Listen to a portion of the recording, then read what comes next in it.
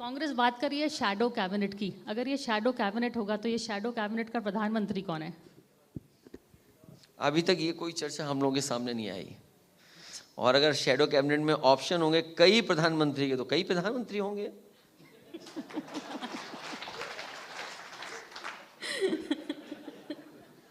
चलिए, आपने बहुत पर मैं आपको कंग्रेचुलेट करना चाहती हूँ। It's 37 seats is a big number.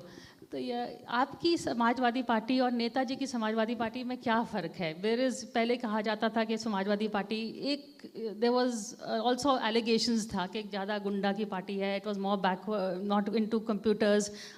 You were the first person to carry a BBM. I remember, मैं आपसे उस समय 2012 के चुनाव में चल रही थी। तो आपके आने के बाद पार्टी ऑफिस में कंप्यूटर्स आए। तो क्या क्या बदलाव आया जो आपकी पार्टी में, जो अखिलेश यादव का स्टैम्प हो? नहीं, आइडियोलॉजी हमारी वही है जो डॉक्टर राम मनोहर ने दी। नेताजी उसके लिए काम किए कि लोग संपन्न हो, समानता है।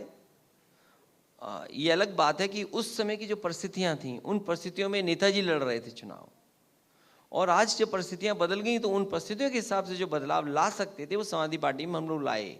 लेकिन हमारा सिद्धांत वही है जो नेताजी ने हम लोग को दिया, या डॉक्टर राम मनोहर लोहिया ने जो रास्ता दिखाया।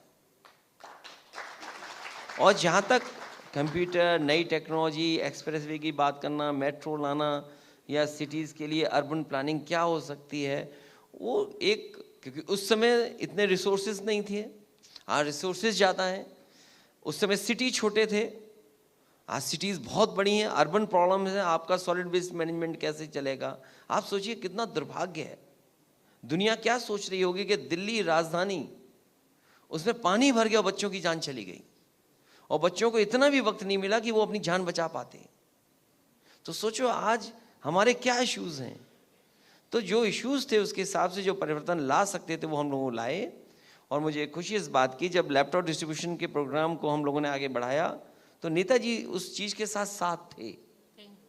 नेताजी साथ थे कि हाँ, नए समय के हिसाब से अगर लैपटॉप डिस्ट्रीब्यूशन समाजवादी पार्टी कर रही है तो अच्छी बात है, क्योंकि टेक्नोलॉजी ऐसी आ गई कि अब उसमें लैंग्वेज का फ़र्क नहीं पड़ता है। आज आप कोई भी टेक्नोलॉजी किसी लैंग्वेज में इस्तेमाल कर सकती हैं, या कोई भी लैंग्वेज में टेक्नोलॉजी यूज़ हो सकती है। तो वो एक एडवांटेज मिला। न केवल लैपटॉप डिस्ट्रीब्यूशन किया, मैं आज भी जानता हूँ बहुत सारे बच्चों के पास जो दिए गए थे किस ज़माने में लैपटॉप, वो आज भी उनके हाथ में चल रहे हैं आज भी।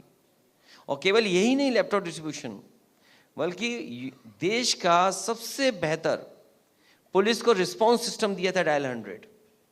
और उस समय के जो वरिष्ठ अधिकारी थे न्यूयॉर्क के पुलिस डिपार्टमेंट को देख करके आए थे, एनवाईपीडी का, कि वहाँ का रिस्पांस सिस्टम कैसे काम करता है, उनका जो हेड क्वार्टर है उसमें कैसे इंफॉर्मेशन आती है, तो उसको देख करके आए।